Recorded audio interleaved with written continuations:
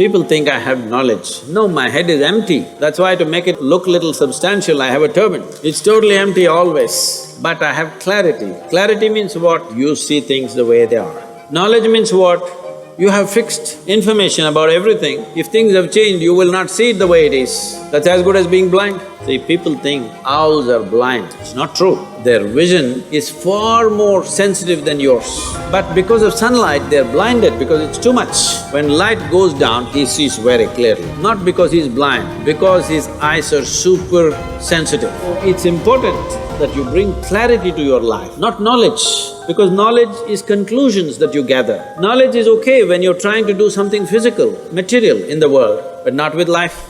Need motivation? Watch a Top 10 on Believe Nation. Hey, it's Evan Carmichael, and I make these videos because you are probably the most ambitious person in your circle, but you know you're capable of more, and you get that push by surrounding yourself with the best. So today, let's learn from one of the best, Sadhguru, and my take on his top 10 rules of success. Enjoy. Is it true what you thought was absolute at the age of 12, today is not true? Yes or no? Are you sure that whatever you think is this is it right now, will be this is it in another 3 years' time? Of course not. You know that, so you know you're wrong. Yes or no? Yes. So you know anyway you're wrong, so why assert the wrong things? Well, right now we are wrong, at least let's manage with little more conscious. If you know you're wrong, you will walk carefully, isn't it? Hello? But you think you're absolutely correct, then you will do stupid things and you blunder around the world. If you know you're not seeing properly, will you walk carefully or no? If I ask you to walk through a dark room, suppose we turn off all the lights and close it down, everything, pitch dark, if I ask you to walk, suddenly will you become super alert and conscious as to how you walk? But when the lights are on, you're just going unconsciously, bumping into everybody. So if you learn to walk every moment like there are no lights and you're looking at everything absolutely carefully, then what you see clearly, you go through it, what you don't see clearly, you hesitate, some places you take a little bit of chance. But if you are just confident, you will blunder through life, we don't know where you will get in and what you will get trapped into. Most people are trapped into their professions, their family situations, their social situations in such a way, they all became like this. Yes, already I'm seeing, not just older people, youth have become like this. What will happen to me at the end of my life? What will happen to me at the end of my life? I already revealed the secret, you will die. But Sadhguru, if this happens, what to do? If that happens, what to do? All those things will happen. It's not that everything will happen in your life the way you like it, things will happen in the way you don't like it. It once happened, Shankaran Pillai got fired from his job simply because he asked a question, smoking or non-smoking? How can you get fired for asking such a simple question? Smoking or non-smoking, he asked, and he got fired. Because what he was supposed to ask was cremation or burial.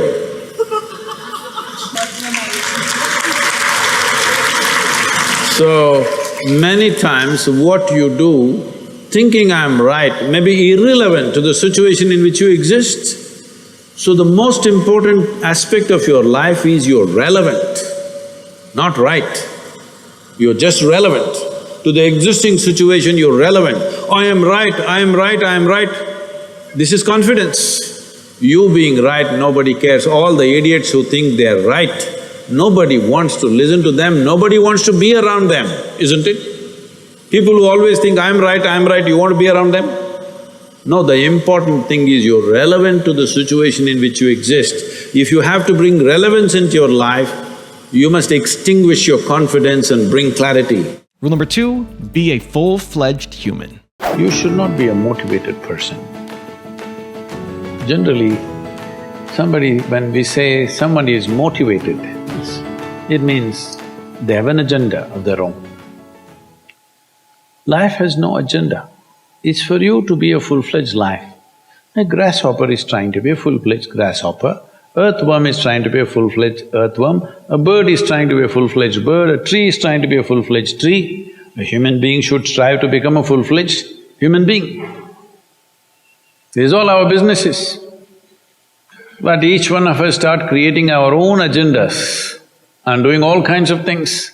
No, you're just a piece of life, don't take yourself too seriously. Because before you and me, countless number of people have come and gone. Yes or no? Where are they? All those people. You think they were all idiots? They were all idiots and they died, is it? No, they were also like you, maybe they were also officers, maybe they were kings more than you, all kinds of things, all topsoil now. This will also become topsoil. Just a little bit of time. Life is a bit of a sparkle. How old is your son, sir? 25. So 27 years ago, where was he, sir? So if somebody is not here, we say they are dead, isn't it? 27 years ago, he was dead. We will give him 100 years, sir. 80 years later, he will be again dead. Yes or no? Yes. So, 27 years ago, how long was he dead, sir? Huh? Long time. So, 85 years later or 80 years later, how long will he be dead, sir? Very long time. So all of us will be dead for a very long time. We're alive just for a brief amount of time. Yes, very brief amount of time. We will be dead for a very long time. I want you to look at it in this perspective. How long will you be dead?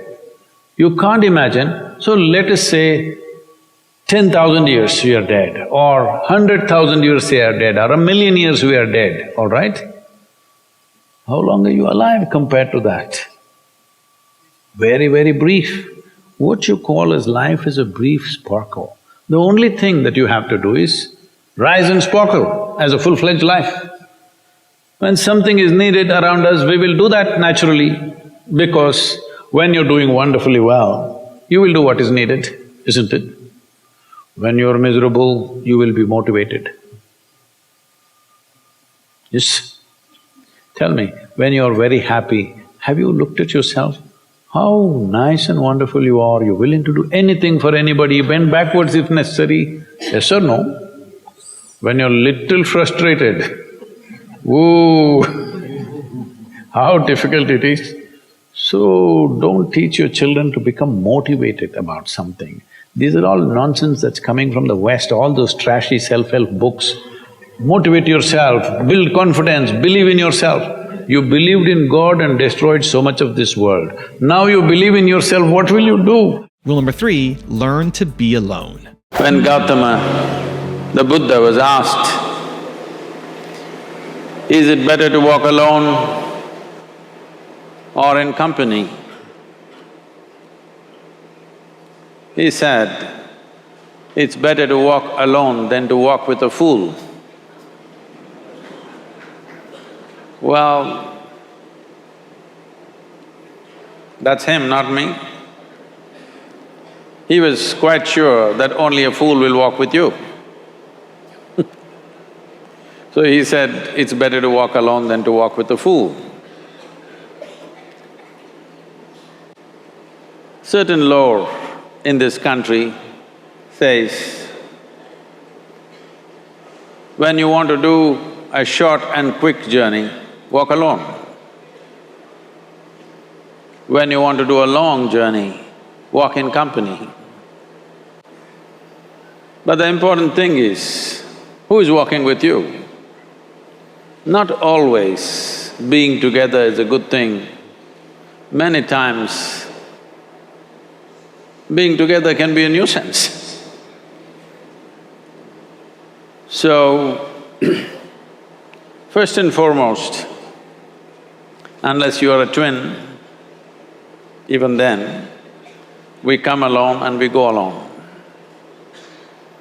If one does not know how to be by himself or herself, then being together can be a lot of nuisance. We are referred to as human beings. Human beings means every other creature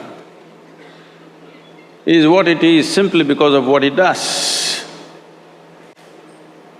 But a human being can simply be, which is a unique quality of the human being, that we can simply be, that we are not compulsive action, that's what it means. Our action is conscious and judicious. But generally, when people get together, generally, people are in compulsive action. It can be an association where there could be a purposeful action, or it can be a gang where there can be more purposeful action, or it can be a crowd which can be a compulsive action. So essentially, to be human means we have reached that point of evolution within ourselves that if we wish, we can simply sit here, just be. We can consider as to what action to take and what not to take. This is definitely individual. When individuals come together, we say, it's we in plural, but still it is individuals who have to come together. To be an individual means you are not further divisible. That means you're just one. People find different ways to divide themselves within themselves. In India, with 10,000 years of cultural history, we have invented various words to divide ourselves. It's very common for people to talk in terms of Atma, Paramatma, Ahankara, this one and that one. But every culture has this in their own way. When things are going right, when good things are being done, if you ask people, they say, yes, I did it. When things don't go right, when things go wrong, then they will try to find somebody. If they don't find anybody, he is always there.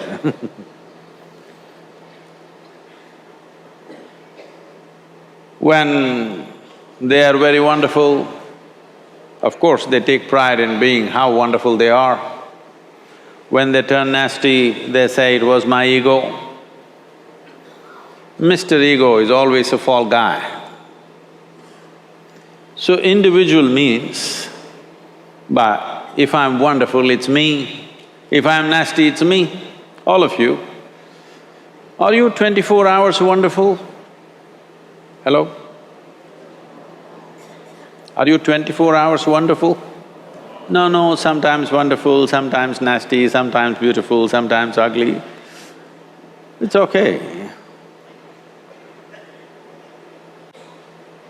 If we understand it is me who is capable of being absolutely wonderful and it is me who is capable of being absolutely nasty another moment, then gradually the number of moments of nastiness will keep on receding. If I see what is wonderful is me, what is nasty is… In India we have many words, it's my karma, what can I do? Now, you must fix this. Being an individual is very important, that means you're not further divisible. If I'm wonderful, it's me, if I'm nasty, it's me. If I succeed, it's me, if I fail, it's me. You have to fix this. Rule number 4, do what you want. Just learn to be like God. Never intervene in anything. Every day in the morning, every kind of idiot will tell you what you should do today. You just listen. Just like God.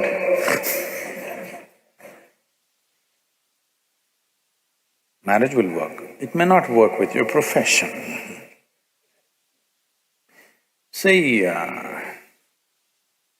you're misunderstanding this.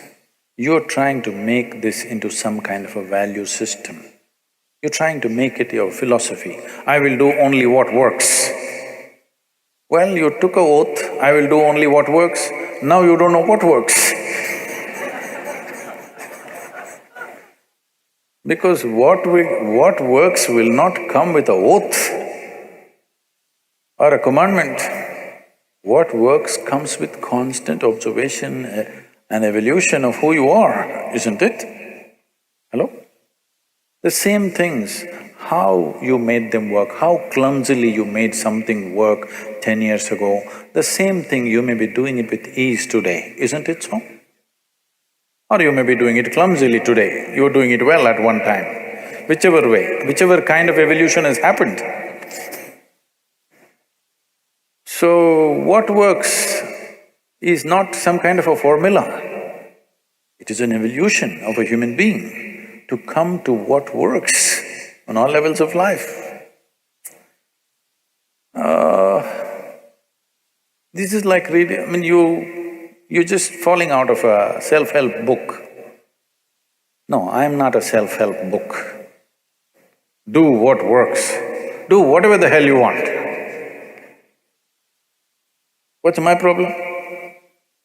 But what's the point of doing something that doesn't work? Hello? I'm not telling you, you should do only what works. Do whatever the hell you want. But for your life, because it's a limited amount of time, what is the point doing something that does not work, isn't it? Either it should work for you or it should work for people around you. If it doesn't work for you and anybody around you, what is the point of doing that damn thing? This happened. Soldiers, American soldiers were leaving on duty. So, one of them told the other, you know Steve's wife, she read 3 Musketeers and she delivered triplets. He says, oh my God, my wife is reading Birth of a Nation. What am I supposed to do? That's not how it works. So don't make this into some kind of an ethic or a philosophy, I will do only what works. Well, just to see what works needs a lot of application even for the smallest damn things, isn't it? Hello? To do a smallest thing, like hitting a ball or kicking a ball straight, you know how much it takes? Somebody who can kick a ball where he wants, wow, the whole world is worshipping him just because he kicks a damn ball. Yes or no? Because people understand what it takes. Nobody is worshipping him because he kicks a ball, because people can see what has gone into it. Isn't it so? People can see what has gone into to be able to kick a ball the way he is kicking, what has gone into it, his life has gone into it.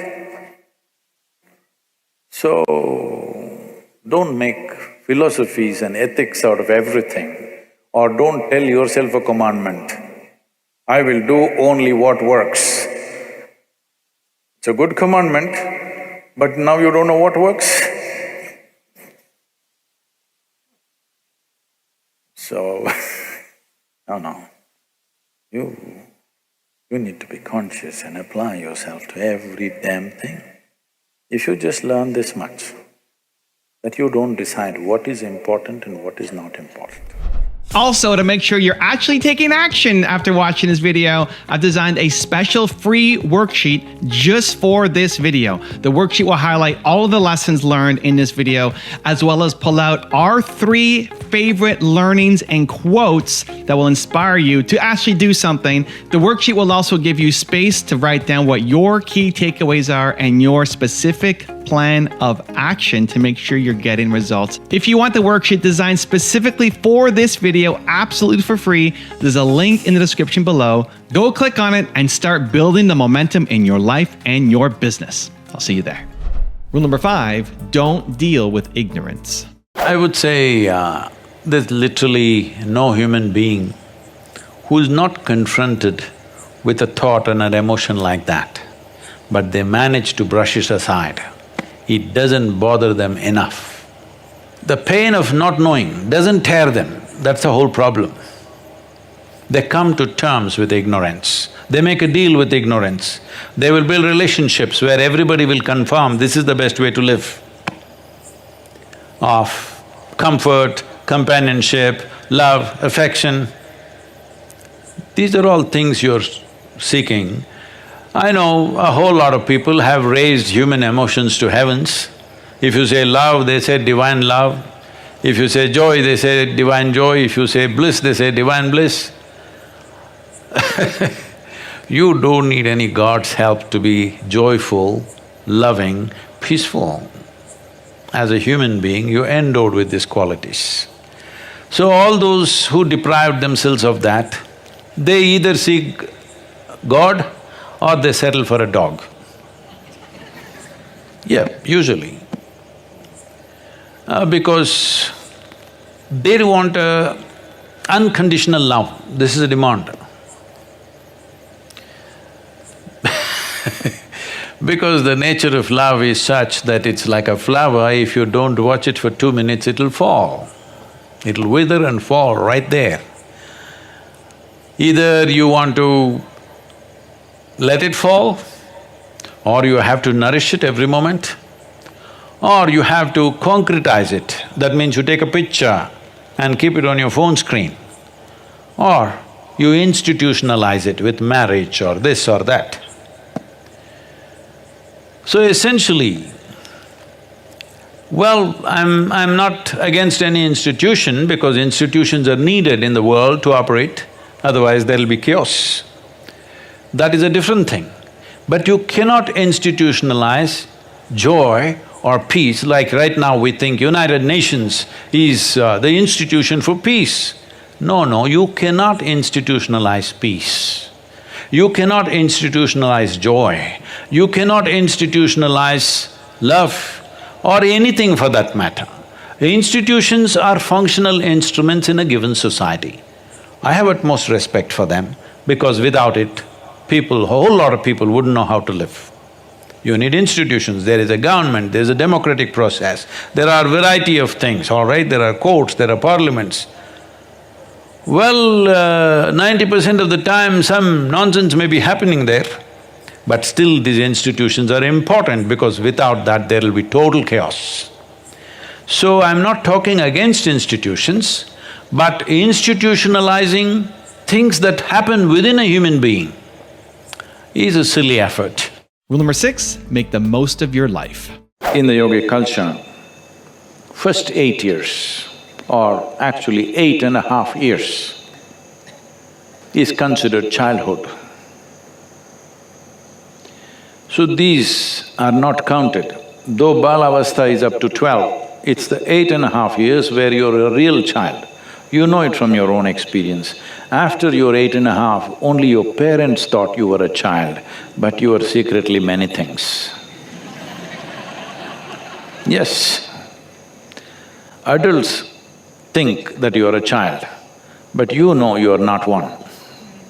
Because your childhood in many ways ends at 8.5. So if you take 2 solar cycles, which is 24 years or little less than that, and add 8.5 years to it, it will become 32 3/4 or something like this. 32 years and 7 months or somewhere there. The exact calculations we can make, but it's nearly 33 years. So when these two cycles end, plus the balavastha, living that when it ends, it is a possibility. This is a time when your life could take on a different level of propulsion. If you have prepared yourself well, either with education or some skill or yoga or inner dimensions of your life, if you have prepared yourself on any of these things, that is the time when it can propel, or that is the time when it can start crashing. You know, in the Western societies, they talk about midlife crisis. It usually starts around 33, 34 years of age. Suddenly people don't know what to do with themselves, life getting meaningless. Or those who are successful, they find traction and suddenly they explode into different levels of success or well-being. All this can happen because within the system, it has completed a certain cycle. Either it can take off or it can crash. Rule number 7, expand your horizons. Let one human being honestly say, when you are with your most loving parents, however doting and wonderful they were to you, that you never felt this is not where you want to be. That is a dishonest human being. Because love gets tedious, somebody's fondness gets very tedious, comfort gets tedious. Because the nature of life is, it wants to constantly expand. If there is no room for expansion, it doesn't matter you are kept in a whatever, I won't use because everybody uses the word golden palace. I think golden palace is totally unaesthetic in my my visual perception. I hate golden palace, but whatever is the most wonderful palace, or as you say Shangri-La, whatever, it'll get tedious.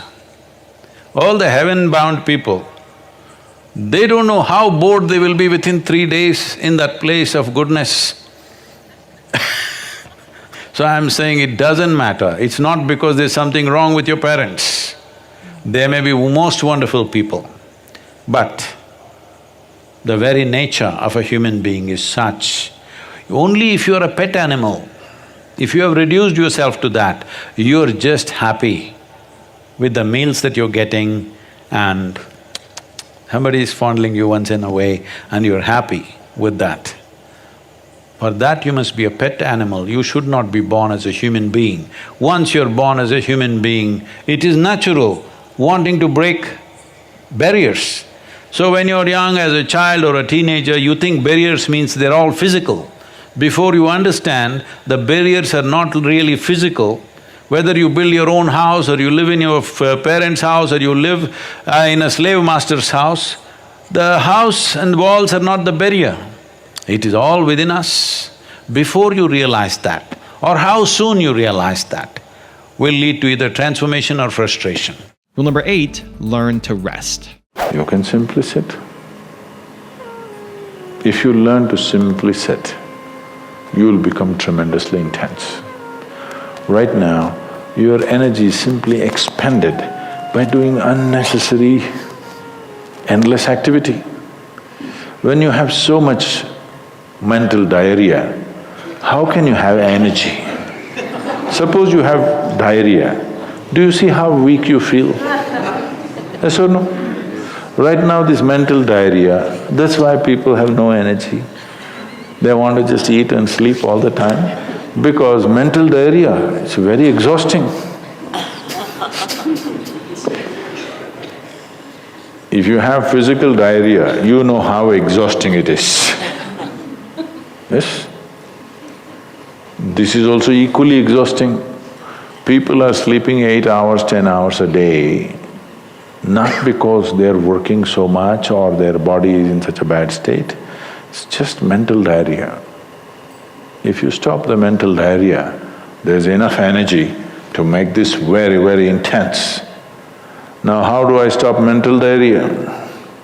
If you have diarrhea, physical diarrhea, what is the first thing to do? Huh? What?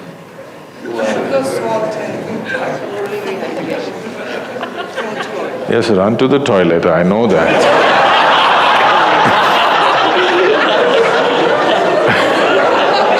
I'm saying as a corrective measure, what's the first thing you do?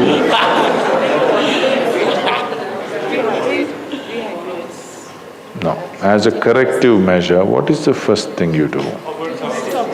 First thing is stop eating, right? Yes or no? But diarrhea means in some way we've eaten something that the body doesn't want. It's trying to throw it out. Yes? You've taken something inside which the body doesn't like. It wants to throw it out. First thing is, stay away from food for some time. You eat bad food and then try to stop diarrhea, it's not going to work. So similarly, bad food for the mind is just this. You have gotten identified with things that you are not. The moment you get identified with things that you are not, mental diarrhea is inevitable. It's bad food for the mind. Now it will run endlessly, do what you want. You do any damn meditation, you say Shiva, Rama, it's not going to stop. It's not stopped, isn't it? Because bad food is being eaten every day, you're getting identified with more and more things and you want to stop your mind, you do whatever kind of circus, it is not going to stop. If you disidentify with everything, if you understand what is you and what is not you, if you keep a little distance from that, mind will become still. If you want, you can use it, otherwise you can keep it. Now my hand is there, if I want I can move it, otherwise I can keep it. This is a useful hand. Suppose it starts jumping like this. You clearly know there is some kind of an ailment, isn't it? Yes or no? So if hand is jumping, you know it's an ailment. If mind is jumping, is it an ailment or no? Ah. The ailment has come because continuous wrong diet. You tell your mind that I am this, I am this, I am that, I am that. It's having diarrhea. You stop giving it wrong food. If you clearly see what… even if you do not know what is me, at least you know what is not me, isn't it? This much you do. Tonight before you go to bed, sit on your bed and sit down and discount everything that is not you. This house in which you're living, is this me? No. This loving parent or mother, father, wife or husband or child, they're wonderful, but is this me? No. Now these nice clothes I'm wearing, is this me? No. Now my body, I like it, but is this me? No. Now I'm having so many thoughts, is this me? No. Now I'm having wonderful emotions, is this me? No. Like this, everything that's not you, before you sleep, keep it down and go to bed. Tomorrow morning, you will wake up considerably more intense than today. Rule number 9, commit to success. This happened in your school, maybe later in your university, later in your work. It's happening to people, maybe not everyone, but to a whole lot of people. Their commitment to success is weak. They want to succeed, they will take 3 steps, then something little interesting happens here, they will go away here, they'll go away there, they'll go away there. Hey, I want to live, huh? Their commitment to success is weak. either situations around them in some way. Situations can impede you from doing what you're doing very easily. Many times it happens to everyone. But when this happens, people weaken their commitment for their success. Maybe physically, they'll feel little weak, they will weaken their commitment to success. Maybe their emotions slosh around a little bit, they will weaken their commitment to success. This is very important right now. However long it takes, this virus, you must come out of this successfully. That means you must stay alive, that's an important part. And commitment to staying alive should not be slackened, no matter what happened. Somebody very dear to us passed away, all the more important we must live. People around us are all sick, all the more important we are healthy to take care of the people around us. So our commitment to success should not weaken because there is social drama going on or physiological drama or psychological drama, whatever happens, your commitment to success should not weaken. That is what gets you across so many lines in our life, so many barriers in our life. So, what does success look like? What does it take? You must understand, those who made any significant achievements in their life, they did not, I don't want to take any personal examples of anybody, I'm trying to avoid obvious things that are coming to my mind. Well, I know family and friends who always have their breakfast on time. And after breakfast, of course, they must have coffee. After coffee, of course, they must light up a cigarette and sit there nicely because they're trying to become peaceful.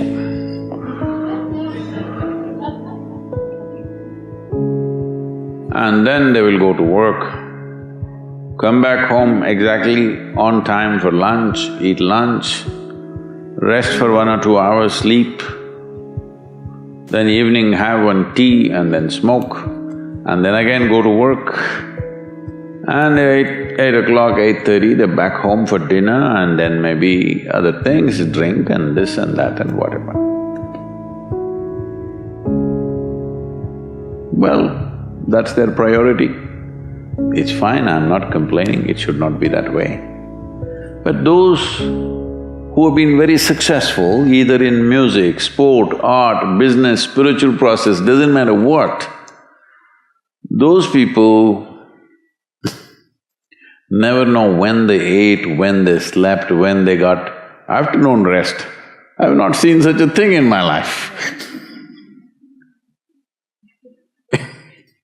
So,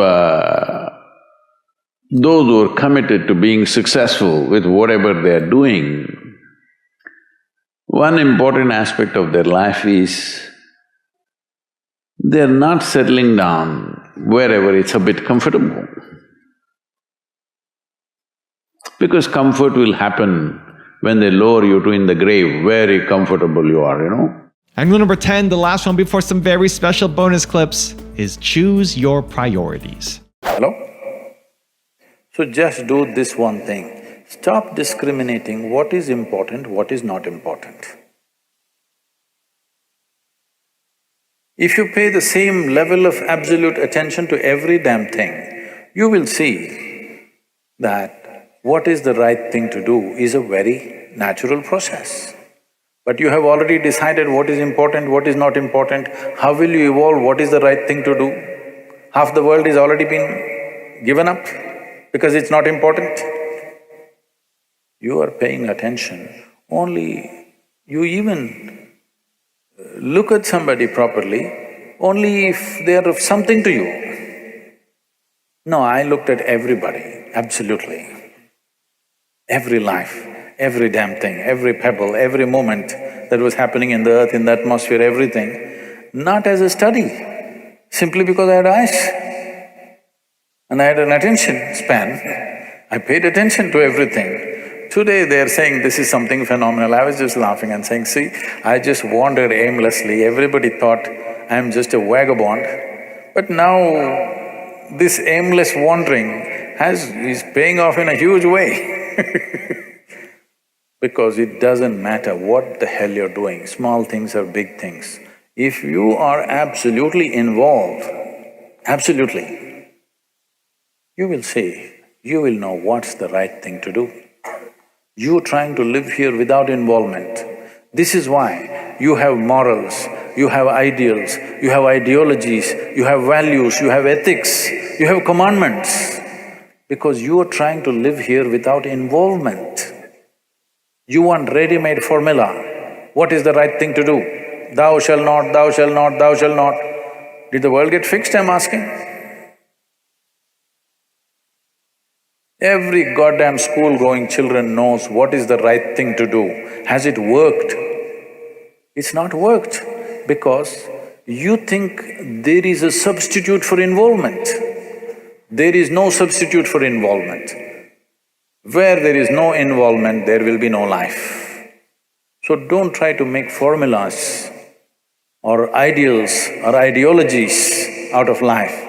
All life takes is absolute involvement, unbridled involvement, not distinguishing who is who, what is what, just absolutely involved with everything that you're in touch with right now. If you do this one thing, well, according to your level of intelligence, and nature also should yield. With all this, you will know what is the best thing to do, given your perspective, of course. See, right now, if you bring a man of certain capability, he may do something in a given situation. That's not the right thing to do for you, isn't it? You must know what is the right thing for you to do in a given situation. You won't be able to do what he does. You must be able to do what you can do to the best of your ability. That is the right thing to do in your life. You don't try to do like somebody else. So that will be the problem the moment you decide what is the right thing to do. No, there is no ready-made solution. Involvement. There is no substitute for involvement. Where there is no involvement, there is no life. Don't utter the word freedom because freedom is a consequence. It's something that you have to earn. It doesn't come as a philosophy. In 60s, we thought it's a philosophy. If you live responsibly, you will see freedom will come. When I say responsibly, not in the sense of civic responsibility, if you retain your ability to respond to life without any prejudice, without any restriction, you will see you will become free. Your ability to respond, if it is unlimited, it is freedom. Why does one person need, well, by prescription these days, 8 hours, is it? 7 to 8 hours. 7 hours sleep. Okay, 7 hours. And why another person can do with half of that? See, one thing is, as we already went through, the very physical body that you carry is just the food that you've eaten, isn't it? You are looking at food only as protein, vitamin, mineral like this. But we're talking about a food chain. That means they're all different kinds of lives. What we consume is another form of life. Every animal consumes another form of life. This is the way the food cycle is created.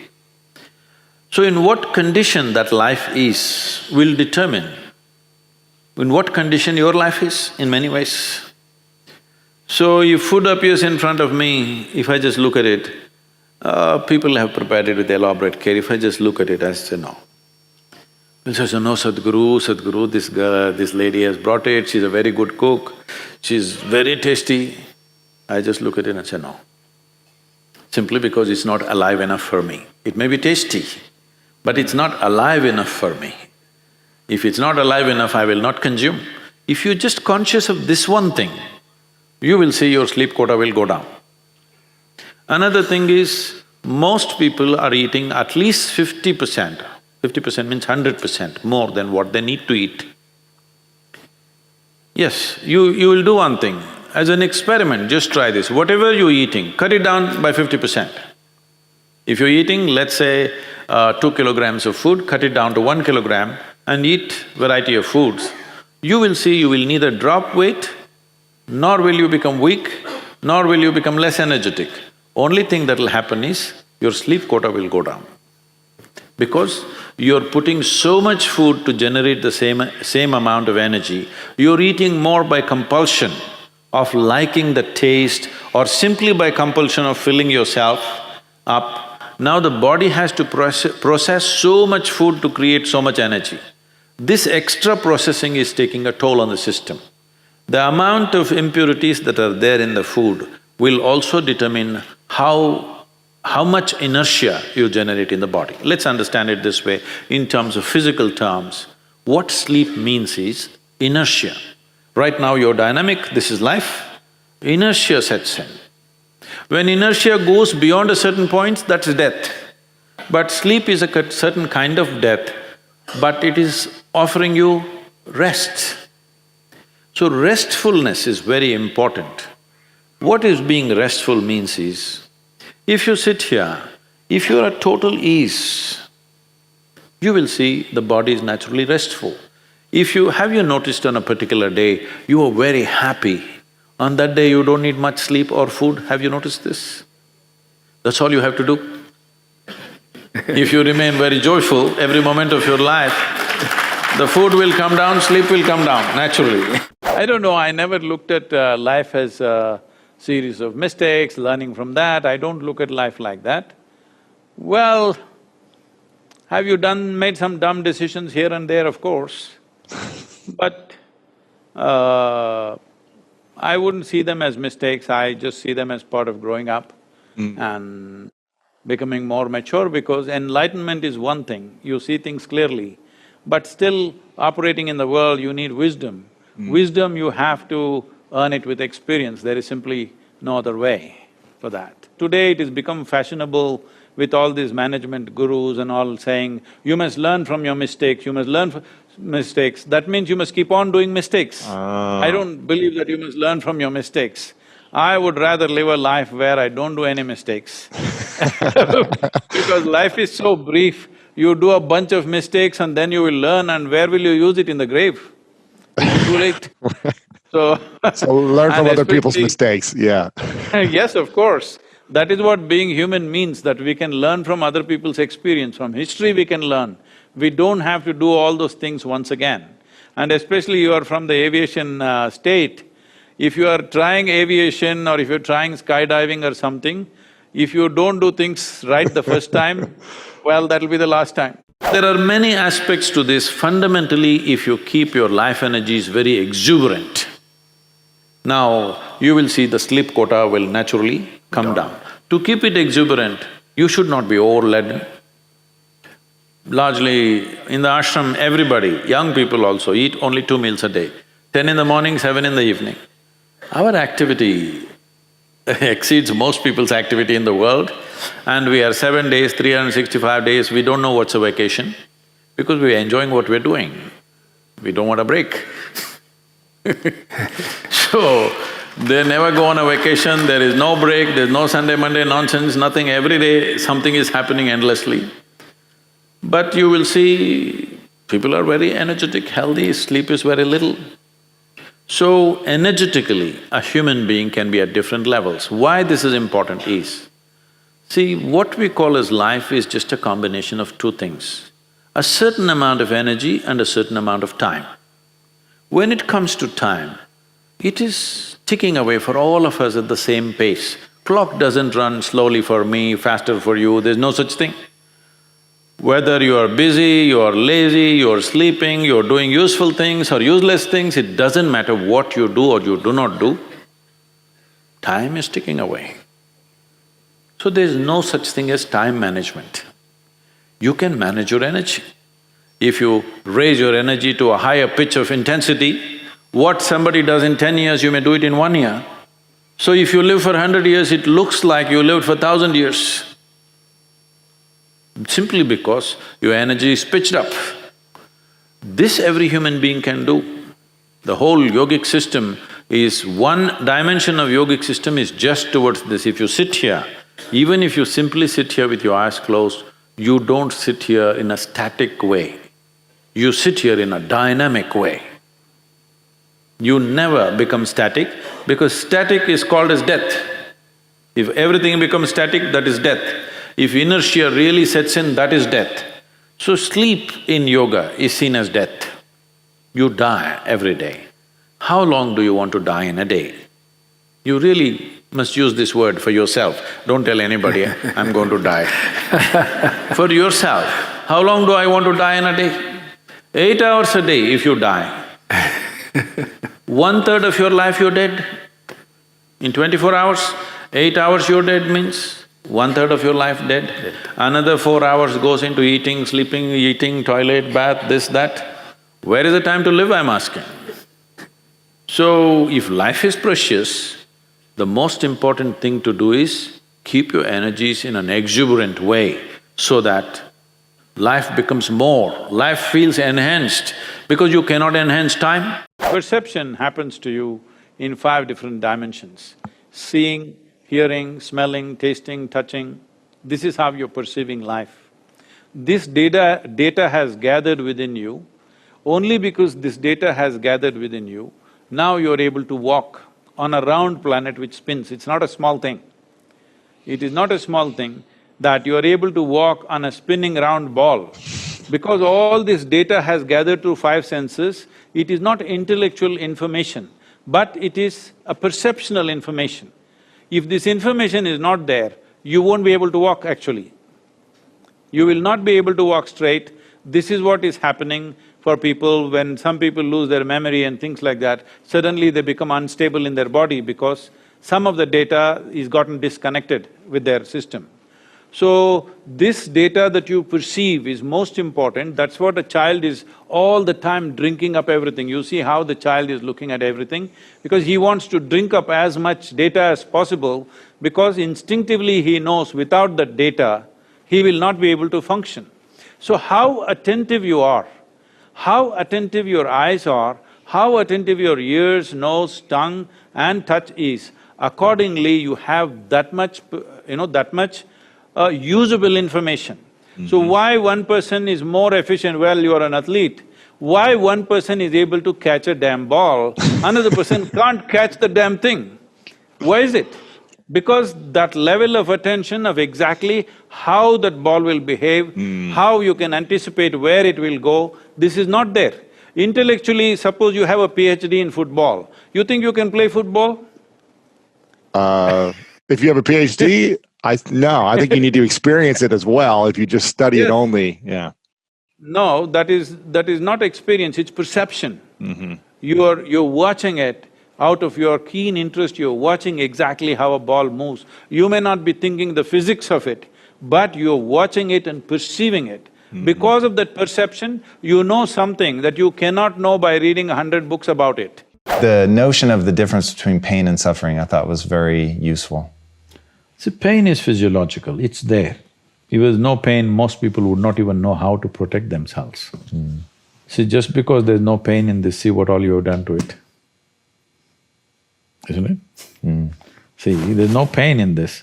So that's why you took it off. If there's no pain in your nose, maybe you would have taken it off. Because there are many advantages. You will take in about 22% extra oxygen if you just remove this one thing, contraption. Wherever there is no pain, people are messing with it like crazy, isn't it? They call this hairstyle, they call it so many things. Yeah. Suppose there was no pain in the entire body in Los Angeles, people would pull out their stomach bag and you think they wouldn't do it? No, they probably would. Only pain is helping them to preserve themselves, isn't it? So pain is good. There's no physiological pain. Most people would not know. I hear in United States there's one group, they call themselves something, I forget that word. they're actually cutting their fingers off, their hands off on the video. Whoa. They're posting it online. There's a group like that. Whoa. Can you imagine this? No. In spite of so much pain, if there was no pain, almost everybody would have cut themselves off in the name of fashion, they would have cut themselves into ribbons. Wow. So pain is a good thing physically, because that is your preservation, self-preservation mechanism. But suffering is something that you do in your mind.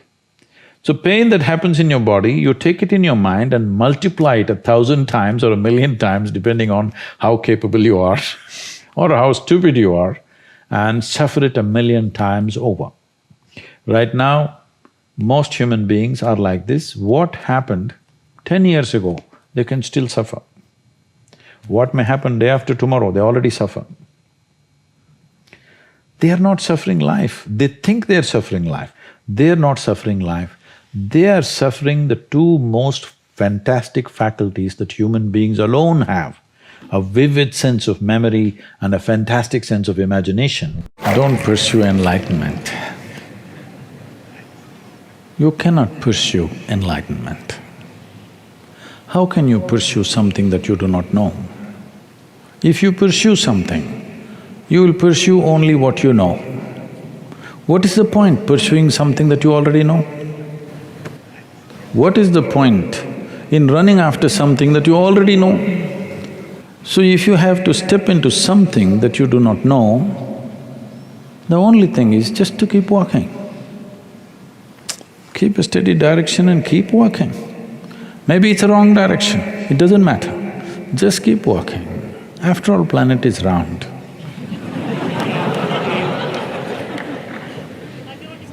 Inevitably, if you keep walking and keep straight walking, not round and round, if you just keep straight walking, you will inevitably get somewhere. Nobody can take it away from you.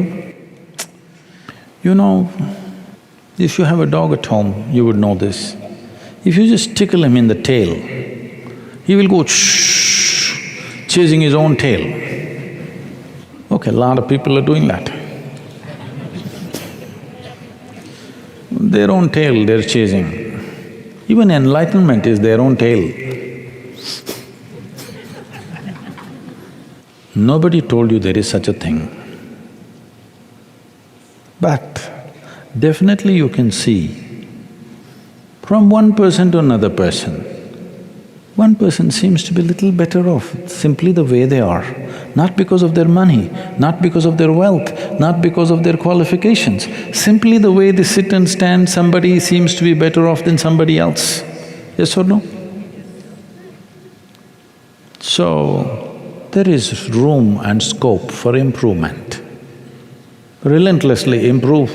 Let's see where it gets you. But if you have fancy ideas of what is enlightenment, then you will chase that silly idea. And that idea is never enlightenment, because it's your idea. Something will get you money, something will get you comfort, that's not the point. What you choose to do, will it give you a life? When I say give you a life, are you just trying to make a living or are you trying to make a life out of this? It's important. Making a living is not an issue. A worm, an insect, a bird, an animal, all of them are making their life, making a living, isn't it so? They're even making a life out of it, but definitely they're making a living. So making a living with such a big brain is not an issue.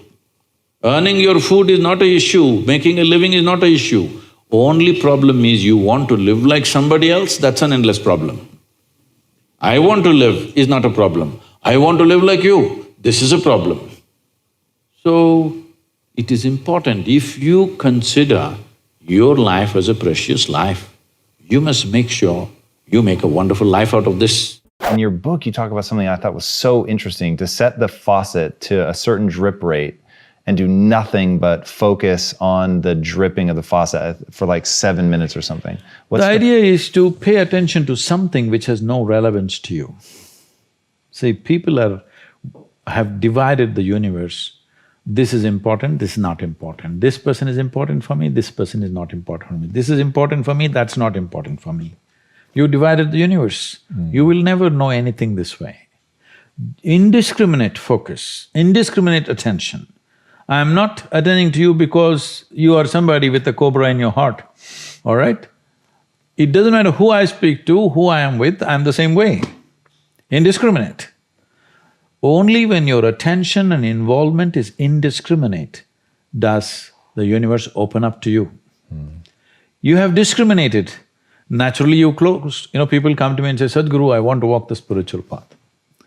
I say, okay, be here for 3 days, let's see what we can do.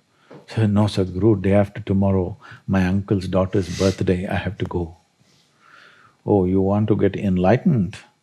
And day after tomorrow, uncle's daughter's birthday also. All right, we got 1.5 days. You do one thing, you do this, this and this. I said, Sadhguru, but I don't like this. All right, I'll give them a small piece of paper and say, okay, write down things that you like, we'll only do that. You won't believe it, in this entire universe, most people like only 3 or 4 things. Wow. When you're so constipated in your head that you like only 3 or 4 people or 3 or 4 things in your life, how do you want to open up to the existence? Because life is happening because of its openness. This is a fundamental difference between death and life is, people are thinking it's just breath, all right, on one level. That is also openness. Whether you allow this to happen or you don't allow it to happen, whether you did it consciously or unconsciously, but it's happening, isn't it? Openness is on every subatomic particle, is in communication with everything. That's why this is going on. Breath is happening, so much is happening in connection with everything. It is only in openness you're alive. As you close doors, you're dying in installments. Dying in installments is torture. See, life is fantastic if you're alive and fully alive. If you're dead, it's good, at least the neighbors may think so. This may sound very not so compassionate, but I'm saying, everybody dies, you and me will die, all right? If you're dead, the game is over. But if you're half dead, oh, this is endless torture to yourself. When you are being tortured, of course you'll share it with everybody else. This happened at the Cincinnati airport in Ohio, United States. People had lined up to check in at the airline ticket booth. One man just skipped the line and came straight in the front and thrust his ticket. The lady at the counter, she said, sir, there is a line. He said, no, I'm in a hurry. She said, everybody's in a hurry, you're on the same plane. Please stand in the line. Then he said, do you know who I am? She looked at him, promptly picked up the microphone and said, there is a man here who does not know who he is, can somebody help him? So, who am I? Is not a question that you ask somebody, it's a question that you ask yourself. Make it more and more profound. Unfortunately, in many ways, not just in the way that I said now, in many different ways, I would say 70% of illnesses on the planet, all kinds, are self-created. Even if you get an infection, there is a way. If you keep yourself in a certain way, physically and mentally, the virus and the bacteria will not work the same way as it works upon somebody else. If you set yourself like this, no matter what's happening, anyway, I have to go and do this, this and this. There's no break from that. The last 29 years, I have not been able to cancel one program because I'm running temperature, I got a cold, I got this, I got that. It doesn't matter what's happening, what you have to do, you anyway have to do. You can't turn back on that. Either out of your commitment or you have a boss like that. One way or the other, if it happens, then you will see you will not at all fall sick so often. Because if you have temperature, you still have to go. If it's summer, you still go, right? Now, a lot of people don't go. It's a little hot outside, they don't go and work. Little cold outside, they don't go and work. A little raining, they won't go and work. A snowflake, they will not go and work. This is just weather. So for every change in weather, if you have the comfort of covering yourself in a blanket and lying down, once you create that, your body will learn to fall sick as often as possible. If you just keep it this way, it doesn't matter what it is, anyway I have to go and do what I have to do, you will see your body will just bounce back as quickly as possible, even if it gets the worst kind of infections. So you just have to set the necessary conditions for health, necessary incentives for health, both for yourself and your children if you have them. Do not set incentives for sickness. You're paying too much attention to everything around you, not enough attention to this one. But the quality of your life is essentially determined by how you carry this one. Yes or no? This moment, what kind of clothes you're wearing, what kind of car you parked outside, what kind of home you live in does not determine the quality of your life. This moment, how joyful are you feeling within yourself determines the quality of your life, isn't it so? Nothing has been done about it. You think it'll happen in consequence, and you're setting impossible goals for your happiness. If I have to be happy, my wife should be like this, my husband should be like that, my children should be like this, the world should become some other way.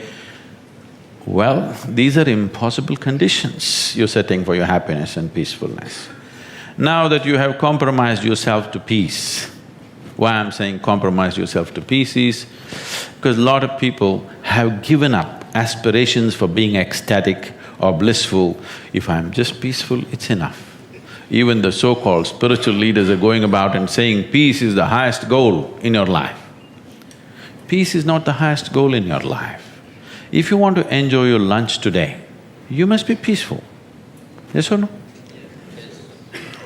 If you're not even peaceful, there is nothing in your life that you can do in a worthwhile way. To be peaceful essentially means this, that you're not messing your mind. To be peaceful means that your system is at ease. You know how to conduct your mind, you know how to conduct your emotions, your body and your energies. You are peaceful. It is not a rocket technology, it is the most basic thing. You have a dog at home, you give him his food, he sits peacefully. Maybe not ecstatic, but peacefully. Many times they're ecstatic also. Yes? If your dog is able to sit peacefully, oh, he doesn't have to run my industry. That's not the point, he's got his own stuff going.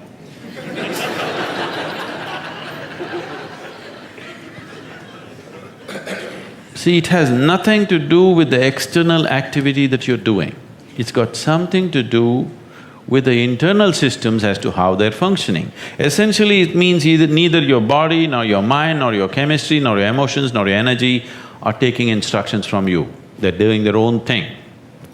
Once your machine is not in your control, being peaceful is impossible. I'll tell you, you get into your car, and now you go there and you want to turn this way, you do this to the steering, it goes this way.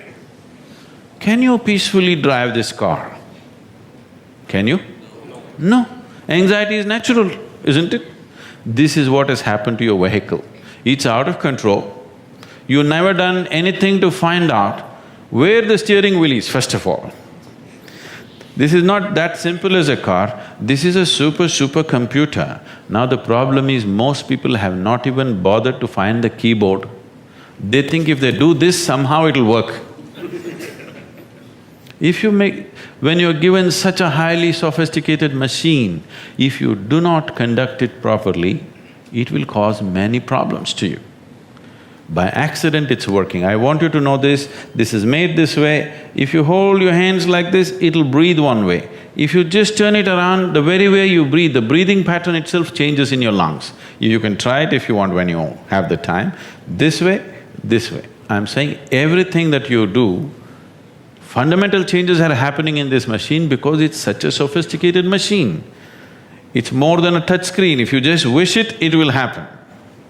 When you have such a sensitive and sophisticated machine and you are operating like a blacksmith, then being peaceful seems to be difficult. Peace is not the highest goal in your life, it is the most fundamental requirement. Don't ever set peace as the highest goal. If you do that, you will only rest in peace. You must see, to be peaceful is the first thing in your life, isn't it? If you want to do anything sensibly in your life, if you want to conduct any situation in your life sensibly, to be peaceful and happy is fundamental. Of all the pieces of engineering on this planet, of many pieces of engineering, a tree is a fantastic engineering, even a mountain is fantastic engineering because it stood there for 1,000,000 years, that means it must be good engineering, isn't it? Yes? Something that stands there for 1,000,000 years must be well engineered. Of all this, the most sophisticated piece of engineering is human mechanism, isn't it so? Hello? Most sophisticated of all the pieces of engineering. Now, because it's a sophisticated piece of engineering, it needs a certain level of attention, otherwise you don't figure it. Now that we gave you such a highly, high-tech piece of engineering, I'm asking you, did you read the user's manual? I think there is no user manual for now. How can they make such a fantastic piece of engineering without a user's manual? Maybe it doesn't come with a booklet attached to your neck when you were born. But indications must be there, isn't it, how to use it? Huh?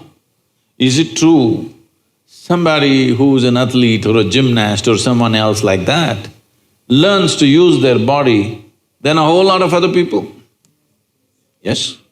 Obviously, at least one aspect of the physical engineering of the body, they seem to have read the user's manual about the physical aspects. Is it true certain people are able to use their mind better than others? Maybe they read another part of the user's manual. So, now with this heart manual and the brain manual, see, the problem is most people are prejudiced against the brain. This is a question that always comes to me, Sadhguru, I want to meditate but thoughts are coming. The common question everywhere. I ask them, see, I'll make you meditate. We will stop the liver, we'll stop the kidney, we'll stop the heart, we'll stop everything, okay? Oh, no, Sadhguru. So you want the liver to function when you're meditating. You want the kidneys to function. You want even the spleen to function, you want the heart to function. But you don't want your brain to function for some reason. This is simply because brain is a new equipment that you got in the evolutionary process. This level of cerebral development happened more recently compared to the other systems. If you cut open any mammal, they all have all these parts, isn't it? Every part that you have here, all of them have. Even if you open a frog, most of you, you're biology department. Even if you open a frog, almost everything that you have, he also has, isn't it? It is only… the big difference is only the cerebral development, which is a more recent happening. Because it's a more recent happening, most people have not figured how to handle it. So, user's manual is very important. You don't read a user's manual just before you discard the machine. You read it in the first few days, isn't it? Hello? If you buy a phone, Do you want to read the user's manual in the first 3 days or after 3 years when you're throwing it away? First 3 days, isn't it? So, knowing how this functions is very important. Never did ever heart generate any thought or intention. Well, when you looked at the young girl, heart beat more. That doesn't mean it's saying anything, it's just trying to compensate for the other levels of excitement that's happening.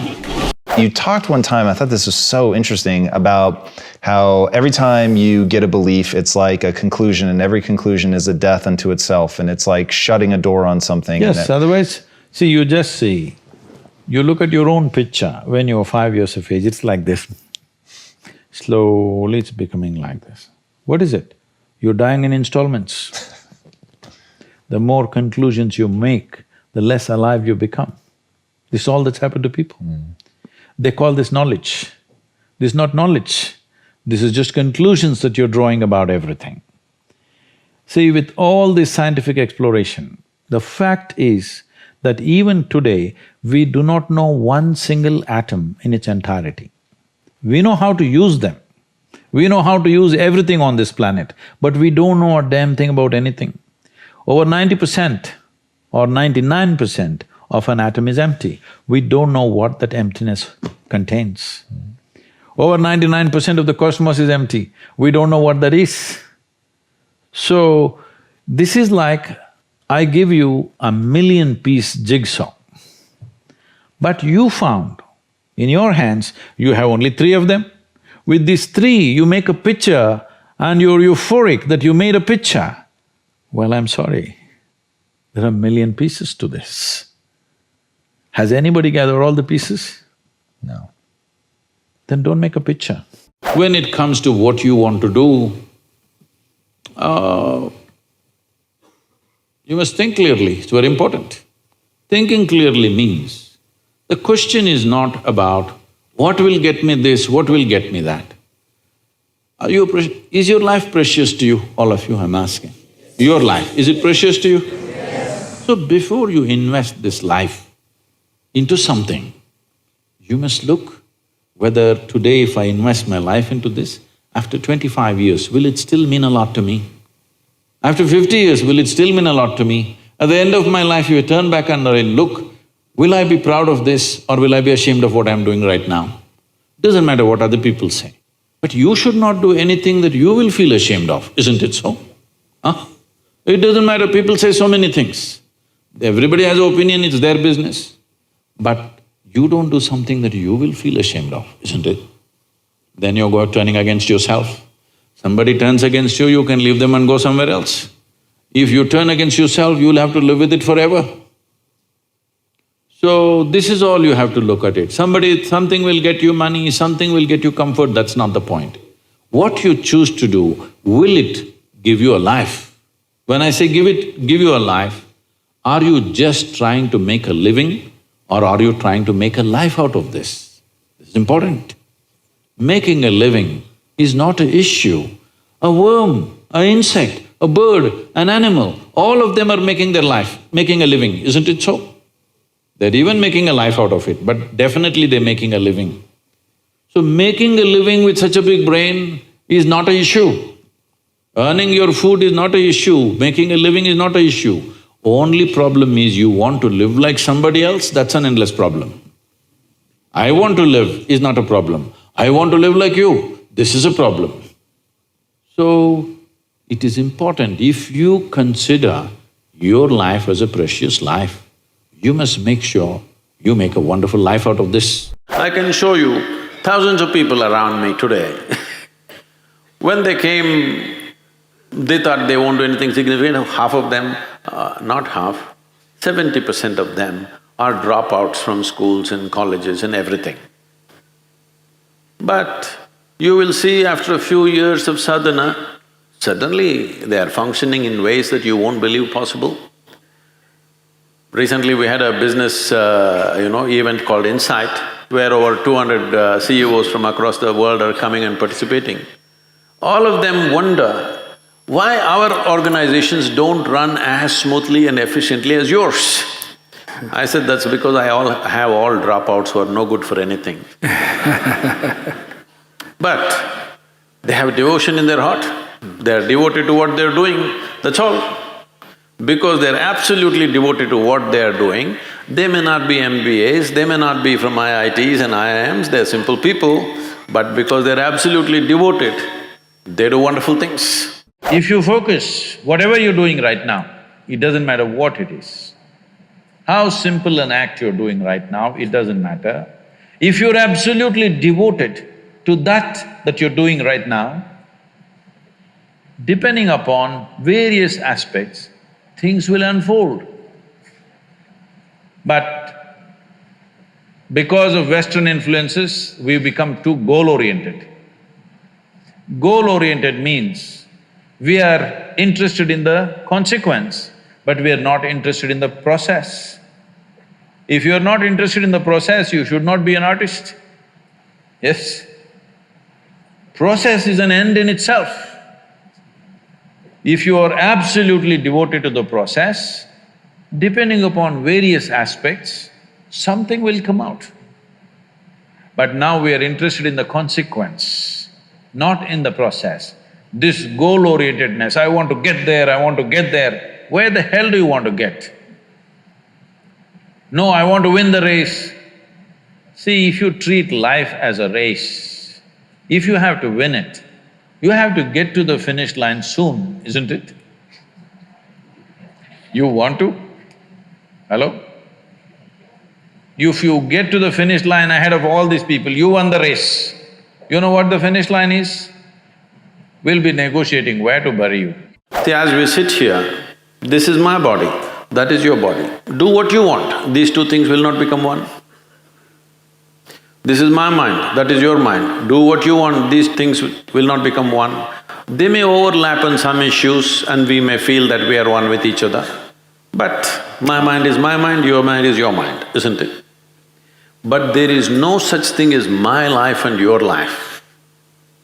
This is a living cosmos. You captured a little bit, I captured a little bit. That's about it. But now we think this is my life and that is your life, there is no such thing. This is a living cosmos, you've blown a small bubble, somebody might have blown a little bigger bubble. Did you blow soap bubbles when you were young? Oh yeah. You still do? Yes. No.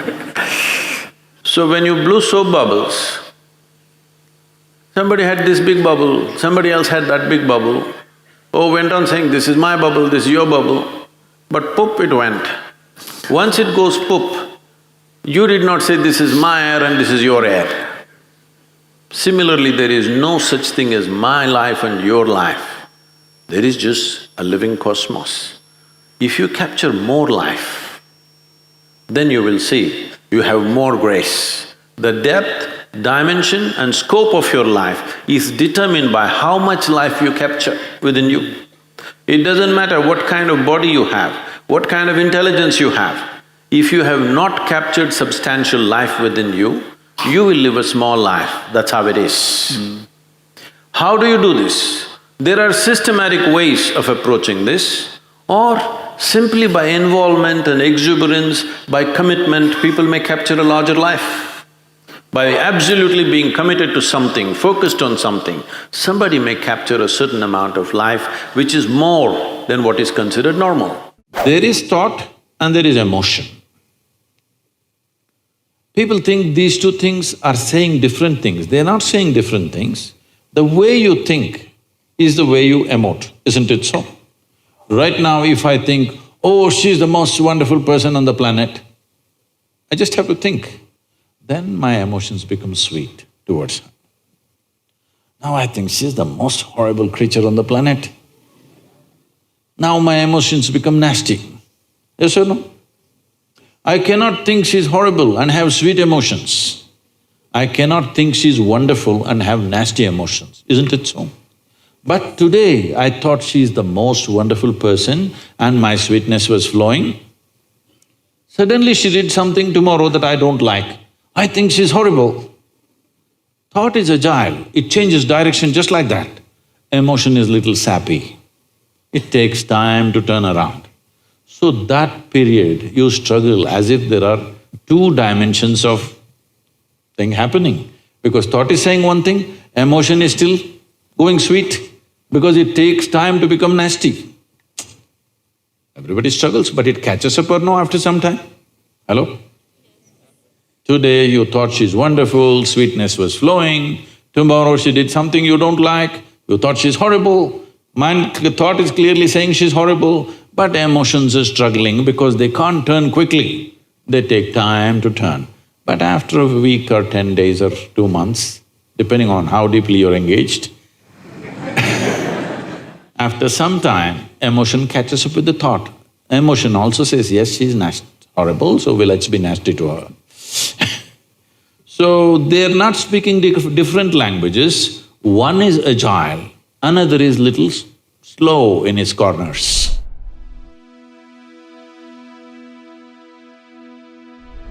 Because you made it this far in a video, I want to celebrate you. Most people start and don't finish. Most people never actually follow through. Most people say they want something, but they don't ever do the work to actually get it. But you are different. You are special. Believe Nation, you made it here all the way to the end, and I love you. So as a special celebration, if you put a hashtag believe down in the comments below on this video, I will showcase you and celebrate you somewhere on the screen in a future video because you are awesome. To see the one-on-one I did about karma with Sadhguru, check the video right there next to me. I think you'll love it. Continue to believe, and I'll see you there. This is like banging your head on a wall, which is not going to break anyway, it's your head which will break. What you can change, you do not change. What you can craft, you do not do it, because all your energy goes into